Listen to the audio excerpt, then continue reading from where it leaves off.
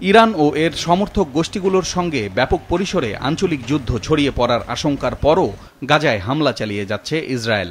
গতকালও খান ইউনিস, দেইর আল বালা ও মাগাজি ক্যাম্পসহ বিভিন্ন স্থানে বিমান থেকে হামলা চালিয়েছে ইসরায়েলি বাহিনী।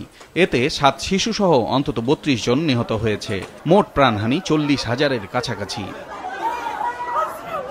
সম্প্রতি গাজার বিভিন্ন স্থানে স্কুলে হামলার তীব্রতা বাড়ায় উদ্বেগ জানিয়ে গতকাল জরুরি বৈঠকে বসে জাতিসংঘের নিরাপত্তা পরিষদ।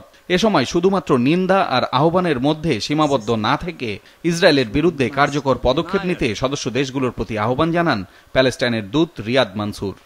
You have to tell them to stop and you have the tools to make them stop as a Security Council and as nations in your national capacity.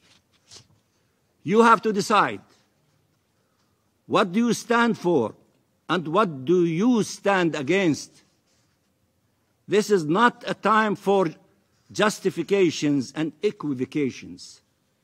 This is a time for clarity and resolve. This is time to shore up principles and morality. গত 4 মাস ধরে গাজা যুদ্ধ থামাতে বেশ কয়েকবার চেষ্টা হয়েছে মধ্যস্থতাকারী দেশগুলোর পক্ষ থেকে, কিন্তু ইসরায়েলি প্রধানমন্ত্রী বেনিয়ামিন নেতানিয়াহুর একগুঁয়েমির কারণে তা এখনো সম্ভব হয়নি। কাল মিশরের রাজধানী কায়রোতে হামাস, ইসরায়েল ও মধ্যস্থতাকারী দেশগুলোর প্রতিনিধিদের মধ্যে বৈঠক হওয়ার কথা রয়েছে।